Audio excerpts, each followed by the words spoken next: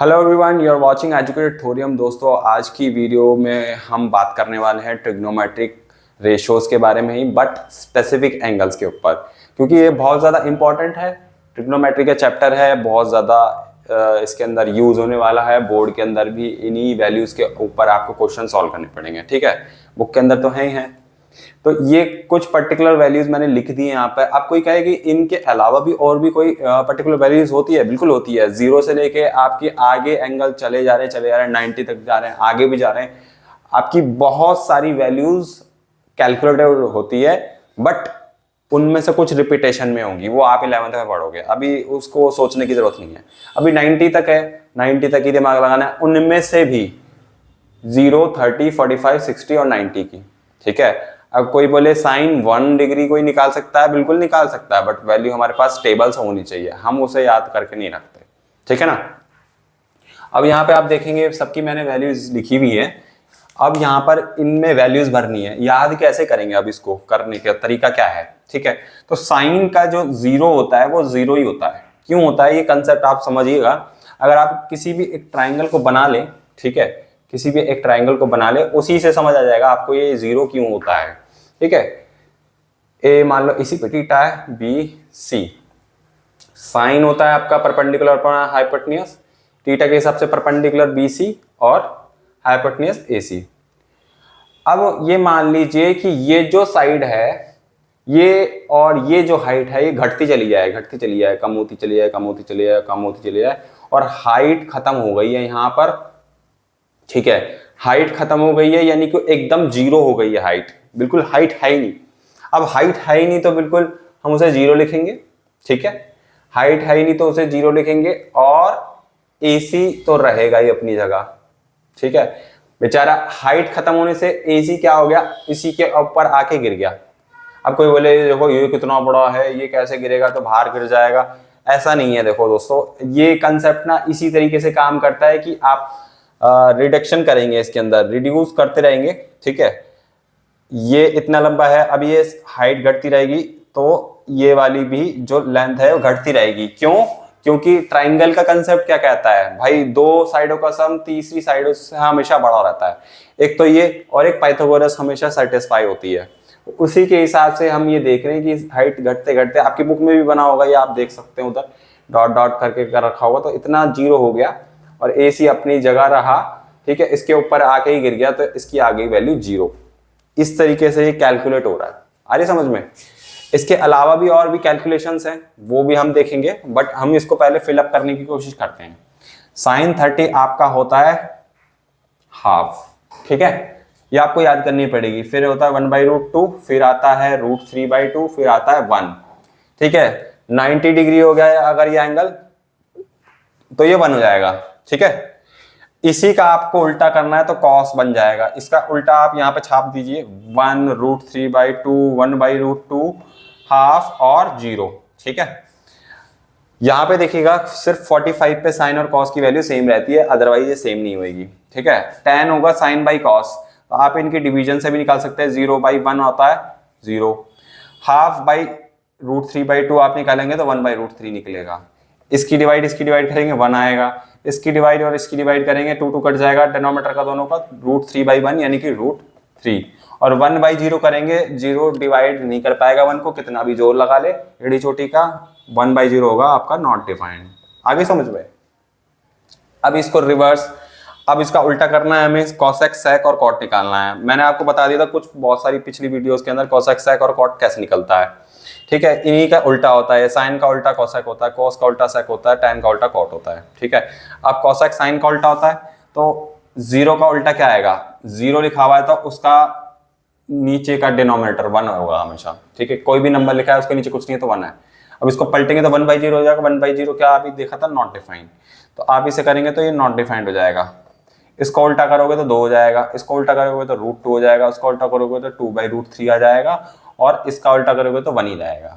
ठीक है, अब कोई कहेगा ये क्या रटा रहे हो हमको, ये भाई आपको ये रटना ही है, इसको आपको याद ही करना है पर्टिकुलरली। ऐसा कोई खास कंसेप्ट नहीं कि मैं इसे प्रूफ कर दूंगा।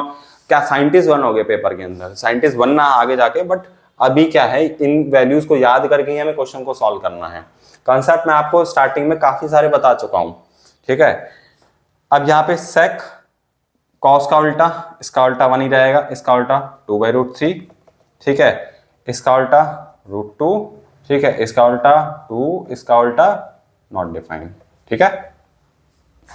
अब tan है, tan का उल्टा cot होता है, 0 का उल्टा नॉट डिफाइंड, इसका उल्टा √3, 1 का उल्टा 1 ही रहता है, √3 का उल्टा 1/√3 और नॉट डिफाइंड का उल्टा 0 हो जाता है। अगर नॉट डिफाइंड का हम उल्टा करेंगे तो फिर से 0 आ जाएगा, ठीक है।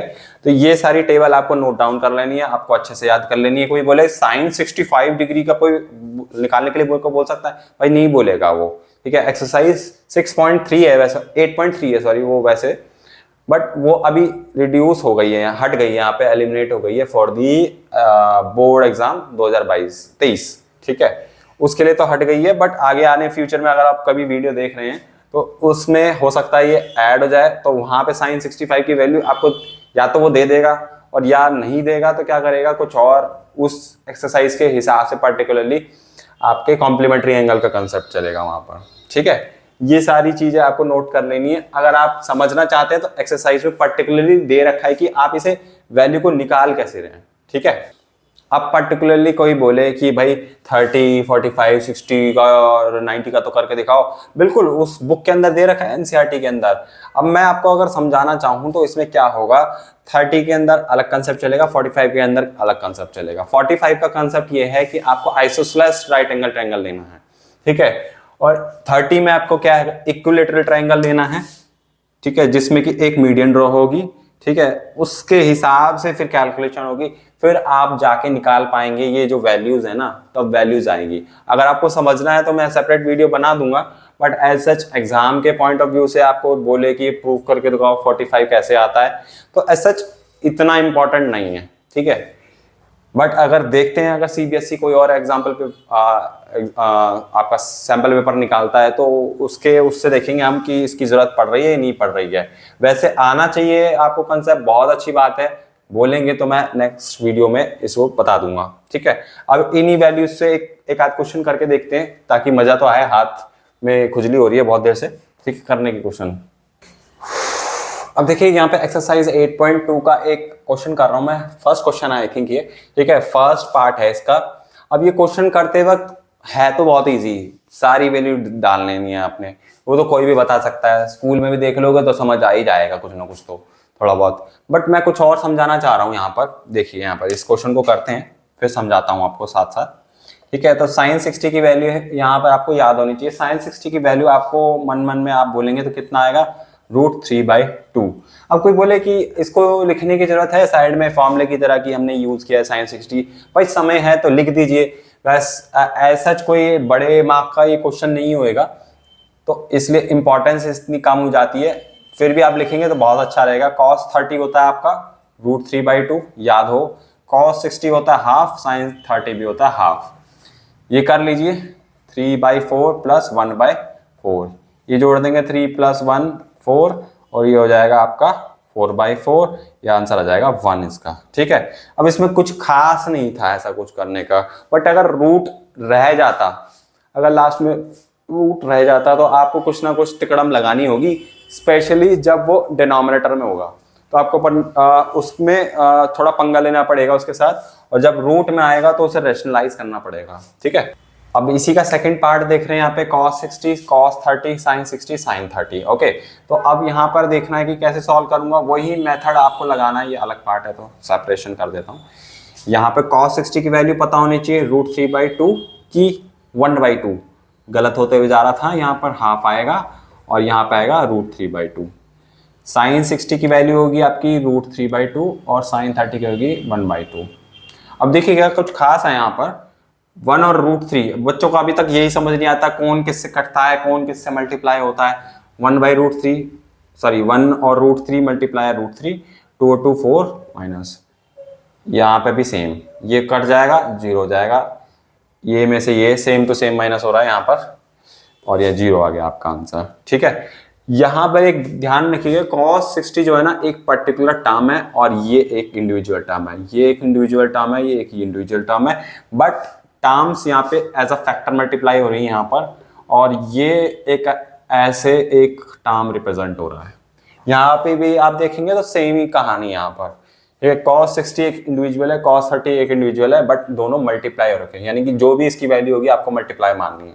माइनस का साइन है, फिर इधर भी सेम कहानी है, मल्टीप्लाई हो रखा है, फिर आपस में आपको लास्ट में जाकर सॉल्व करना है। कुछ बच्चे क्या करेंगे, यहीं पे आगे सॉल्व करते रहेंगे इसको, ये मत कीजिए, ये बिल्कुल बेकार ही टेक्निक है। ये इससे क्या होगा, आप क्लियरिटी से नहीं सोच पाएंगे रीचेक करते वक्त। यहाँ पे आपने स्टेप सॉल्व किया, आगे करा और आगे वैल्यू निकाली, ठीक है, ये कुछ खास वजह से ही कर रहे हैं हम पागल नहीं है जो हम इसको यहाँ पे जगह होते हुए भी यहाँ पे ना करके यहाँ कर रहे हैं। ये कोई खास रीजन है, इसलिए ही हम अगले अगले स्टेप पे कर रहे हैं। यहाँ पर ये कोई इक्वेशन नहीं है, एक एक्सप्रेशन है, एक्सप्रेशन आगे आगे ऐसे ही सॉल्व होता है। आप इधर सॉल्व मत कीजिए, बहुत जगह ये कर देते हैं किताब में, बट उनको चाहिए होता है जगह बचाने का पड़ा रहता है, इसलिए वो इधर सॉल्व कर देते हैं, ठीक है।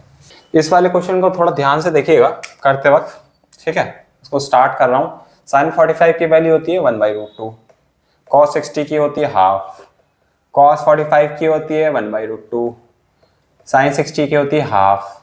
अब क्या होगा, अब इसे सॉल्व करते हुए ये 2√2 हो गया प्लस ये भी 2√2 हो गया। अब इसका एलसीएम ले लो 2√2, ठीक है, 1 + 1 2, यहाँ पे आप करेंगे तो 2√2 ही, ठीक है। अब कोई कहेगा आपने इधर की सॉल्व कर दिया, तो मैं सिर्फ आपको समझाने के लिए कर रहा हूँ यहाँ पर, ठीक है। करना आपको यही है, ठीक है। चाहो तो मैं यहाँ पे लिख सकता हूँ, आप यहाँ पे लिख दो, कोई दिक्कत नहीं है। बात वही है, वो समझाने की कोशिश करते हैं, बट हम क्या करते हैं, हम उसको कॉपी करते हैं, आगे लिखने की कोशिश करते हैं। अगर आप करना भी चाह रहे हैं ना, ज़्यादा से ज़्यादा आप एक स्टेप ही कीजिए। यहाँ पे ज़्यादा आपको करना है तो आप एक स्टेप कीजिए। कभी कभार ये कंफ्यूजन क्रिएट कर देता है, क्यों करता है ये, क्योंकि ऐसा लगता है कि ये इक्वेशन बन गई है, ये दोनों इधर उधर है, ठीक है। 2 से 2 कैंसिल, अब बच गया 1/√2, 1/√2 बच गया, तो अब हमें इसे क्या है, रैशनलाइज करना पड़ेगा। तो आप इसे नेक्स्ट स्टेप में रैशनलाइज कीजिए, 1/√2 को होगा √2 से, अब ऊपर हो जाएगा √2, नीचे आएगा √2 मल्टीप्लाई 2, ये आपका आंसर हो गया। यहाँ पे आपको छोड़ना है, ओके। ये sin 60 की वैल्यू होती है √3/2, है ना। तो यहाँ पर एक गलती हो सकती है आपकी, यहाँ करेंगे तो आप 2√2 बन जाएगा प्लस यहाँ पर बन जाएगा √3 और 2√2, ठीक है।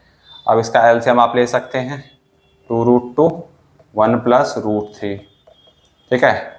अब ये √2 नीचे दिख रहा है, बहुत अजीब सा दिख रहा है, हम क्या करेंगे, इसको ठिकाने लगाने की कोशिश करेंगे। अब क्या होगा, बहुत सारे को दिमाग में ये आएगा रैशनलाइज करते हैं, ठीक है। बहुत सारे को दिमाग में ये भी नहीं आएगा कि रैशनलाइज करते हैं। अब रैशनलाइज तो करना है, इसको क्यों करते हैं, जब लास्ट में रूट बच जाता है डिनोमिनेटर के अंदर, तो हमें इसे यहाँ नहीं छोड़ना, अच्छा नहीं लगता ये, इसको ना हटा देना है। तो हटाएंगे कैसे, अब यहाँ पे 2 भी है, क्या मैं इसको साथ में 2 भी ले लूँ, तो लेने को आप ले सकते हो, बट काम ही बढ़ेगा और कुछ नहीं होगा। तो आप इस 2 को ना एक साइड में रख लो, ठीक है। आप इसको ऐसे मानो 1 + √3/√2, ठीक है। ऐसे निकालना आता है आपको, ये सेपरेट कर दिया मैंने यहाँ पर, ठीक है ना। अब ये मैंने सेपरेट कर दिया, 1 + √3 लिखो कि √3 + 1 लिखो, एक ही बात है, आगे पीछे मल्टीप्लाई और प्लस सेम रहती है ना, तो ऐसे लिख दिया मैंने, ठीक है। अब रैशनलाइज करोगे तो कैसे करोगे, नीचे √2 है, √2 से √2 ऊपर नीचे मल्टीप्लाई, ठीक है। सिर्फ √2 था ना, तो ऊपर नीचे √2 मल्टीप्लाई कर लो,